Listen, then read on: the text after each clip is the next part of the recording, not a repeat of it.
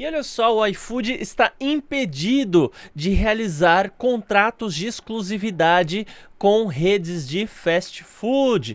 Então, qual que é a ideia?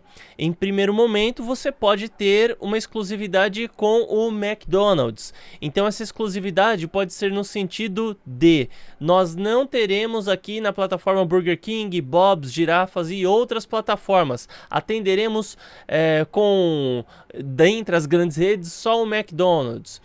Outra possibilidade, nós faremos um contrato com o McDonald's e em troca o McDonald's não vai poder participar de outras plataformas, como por exemplo a Rappi, sei lá, só conheço esses dois, o Rappi e o iFood. Ou tinha o Uber, né? Também tinha o Uber Eats, né? Se não me engano já encerrou.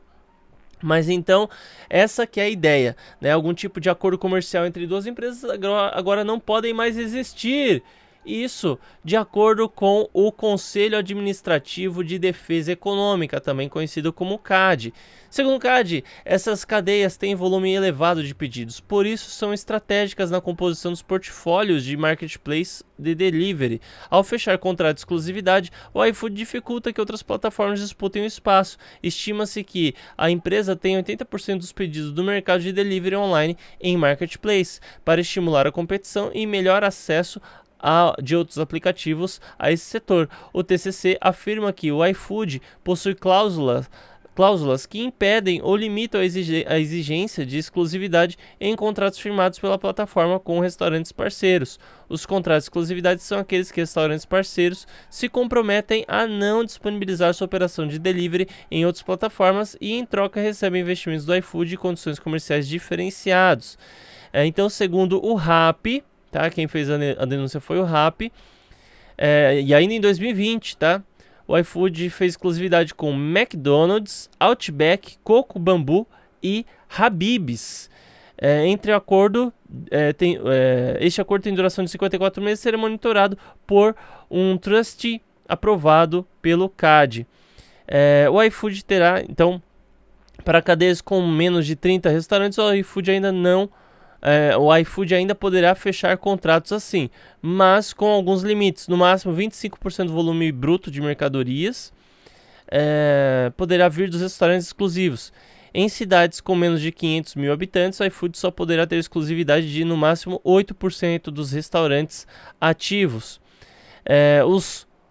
Agora mais algumas regras, né?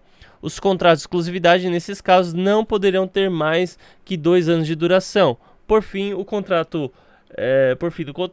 o iFood terá que esperar 1 ano para renová-lo e é a chamada quarentena de exclusividade. Se os investimentos do iFood no restaurante gerarem um aumento de receita vinda da plataforma 40% superior que o crescimento do mercado, é a meta de desempenho. Essa exceção também tem um limite. O iFood só pode aplicar no máximo 50% dos contratos. Sim, são muitas normas, né? Isso daqui que o CAD colocou, o Conselho Administrativo de Defesa Econômica.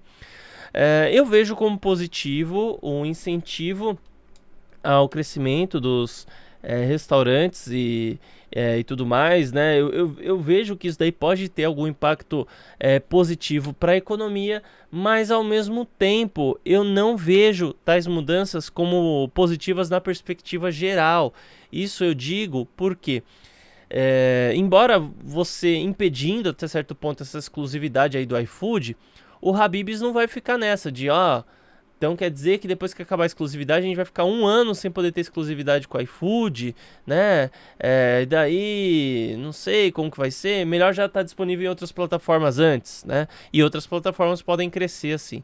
Só que a grande verdade é que eu vejo que a gente tem que deixar o mercado e o capitalismo andar e seguir adiante, e as próprias pessoas escolhem o que é melhor para elas. Poxa, se o iFood conseguiu crescer a ponto de fazer esses grandes acordos, a ponto de ter essa exclusividade, eu penso que ainda assim ele merece tudo isso. É assim que funciona o capitalismo. Você não fica forçando a coisa toda para acontecer.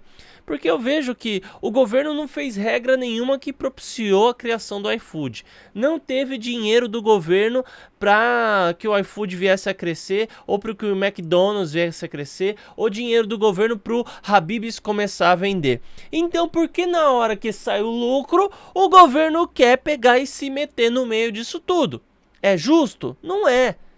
E esse tipo de coisa aí é o que assusta os acionistas, é o que faz o Brasil cair.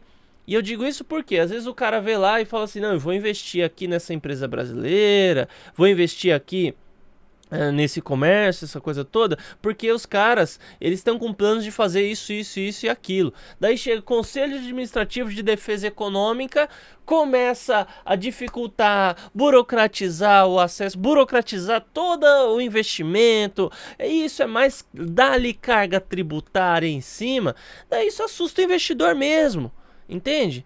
Então é o que acontece aqui no Brasil.